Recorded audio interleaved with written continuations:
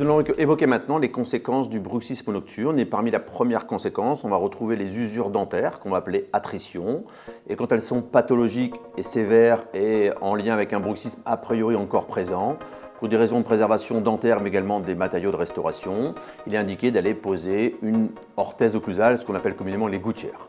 En ce qui concerne les gouttières, qu'elles soient maxillaires, mandibulaires, finalement il y a peu d'indications et peu de réelles conséquences au niveau clinique.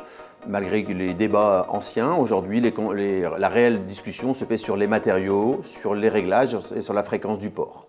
En termes de matériaux, c'est là qu'on retrouve principalement les erreurs, puisque les gens confondent en général les matériaux semi-rigides et souples. Aujourd'hui, pour les gouttières, on utilise des matériaux rigides ou semi-rigides. Semi-rigide, ça a cette consistance-là, c'est-à-dire que c'est thermoformé en 1,5 mm qui paraît être très fin mais résistant mécaniquement, extrêmement précis et facile à équilibrer, contrairement à ces matériaux qui sont souples, qui n'ont aucune indication dans la prise en charge, ni de protection des dents et encore moins des myalgies et des arthralgies. Donc aujourd'hui, matériaux rigides ou semi-rigides, maxillaire, mandibulaire, il n'y a pas de sujet. La répartition des contacts sur les gouttières va faire une différence plutôt dans la prise en charge des myalgies et des arthralgies. Raphaël, pour mes patients qui présentent uniquement des usures pathologiques de type attritive, sans aucune douleur musculaire ou articulaire, penses-tu qu'il soit nécessaire que je t'adresse mon patient? Oui, je pense que c'est intéressant parce que nous, on a vraiment vocation à voir s'il y a d'éventuelles dysfonctions ou problématiques au niveau de la mâchoire qui n'engendrent pas forcément de douleur, mais qui vont avoir des conséquences fonctionnelles pour le patient. Donc nous, premièrement, on va recevoir le patient, on va vérifier tout cela par de la palpation au niveau musculaire, au niveau articulaire. On va regarder aussi si ça a des conséquences au niveau postural. Donc on va regarder par exemple s'il y a une différence de hauteur au niveau des omoplates.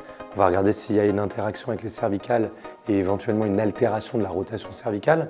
Et puis s'il y a une gouttière, on va voir comparativement ces tests avec et sans gouttière pour comprendre l'éventuelle interaction de la gouttière sur ces composantes posturales et fonctionnelles de l'ATM. Donc on va dégager un bilan de tout ça et en fonction, attribuer un traitement adéquat au patient.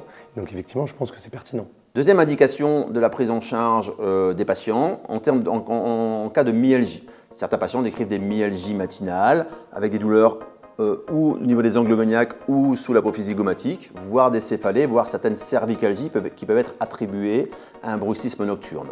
En cas de myalgie, en dehors des conseils, de l'explication au patient et de l'arrêt des parafonctions, on va solliciter l'avis en première intention du kiné maxillofacial pour voir un petit peu, pour aller travailler, bilanter et travailler. Et en seconde intention, si nécessaire et si une présence de bruxisme nocturne est avérée, on pourra compléter l'efficacité par une pose de gouttière occlusale. Qu'en penses-tu, Raphaël?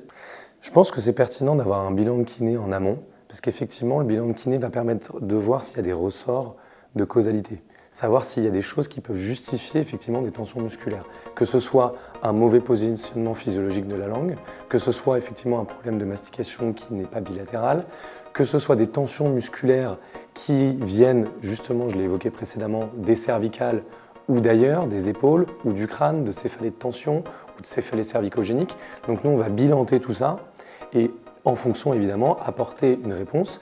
Et la gouttière peut en être une, mais la kiné également. Donc, je pense qu'effectivement, dans le cadre des myalgies, on va surtout avoir vocation à récupérer de la mobilité, à relâcher les structures. Et donc pour ça, on va venir masser certaines structures, on va récupérer la mobilité de la mâchoire, on va travailler la langue en renforcement ou en relâchement au besoin, au même titre que les cervicales, en relâchement ou en renforcement au besoin. Et tous ces éléments-là mis bout à bout, avec également la prise en charge des parafonctions et évidemment de la source de stress que tu as évoquée tout à l'heure, qui est une cause de tension, on va essayer d'avoir le bilan le plus global possible pour qu'ensuite, effectivement, la gouttière soit pleinement effective. La troisième conséquence des bruxismes nocturnes peut être des arthralgies. Aujourd'hui, le bruxisme nocturne est considéré à minima comme facteur d'entretien, voire par certains comme facteur déclenchant de certaines arthralgies. Et en cas de douleur aiguë, en dehors de la pharmacologie qui finalement est assez rare, là encore, on peut se poser la question de l'indication d'un bilan et d'un suivi kinésithérapique en première intention. Et donc, je vais poser la question après à Raphaël. Et tout comme pour les myalgies, on peut se poser la question de l'indication d'une pose de gouttière occlusale. Là encore, je pense que la présence d'un bruxisme nocturne aura toute son influence sur les résultats du travail kiné et ou sur la nécessité de compléter avec une gouttière nocturne, voire d'une, dans certains cas sévères, d'arthralgie. Alors, je pense que c'est également pertinent d'avoir une intervention de kiné en amont. Pourquoi? Tout simplement parce que parfois, l'altération fonctionnelle due à l'arthralgie peut influer sur la gouttière elle-même. En tout cas, sur le positionnement initial de la mâchoire. Donc je pense que c'est beaucoup plus facile pour un dentiste, une fois que la correction articulaire est apportée, de lui-même faire son travail. Et nous, en tant que kiné, on va de nouveau bilanter et à ce moment-là, notre objectif ne va plus être forcément de relâcher, mais surtout de retrouver la mobilité initiale. Et pour ça, on va souvent faire de la décoaptation, donc on va venir décomprimer l'articulation, on va venir travailler passivement la mobilité et ensuite activement. Et ensuite, on donnera des exercices de synchronisation de la mâchoire pour retrouver un côté bilatéral au niveau de l'ouverture, sans déviation potentielle, ce qui pourrait influer sur effectivement le caractère fonctionnel de la mâchoire. Donc en cela, je pense que c'est pertinent aussi d'avoir ce bilan en amont.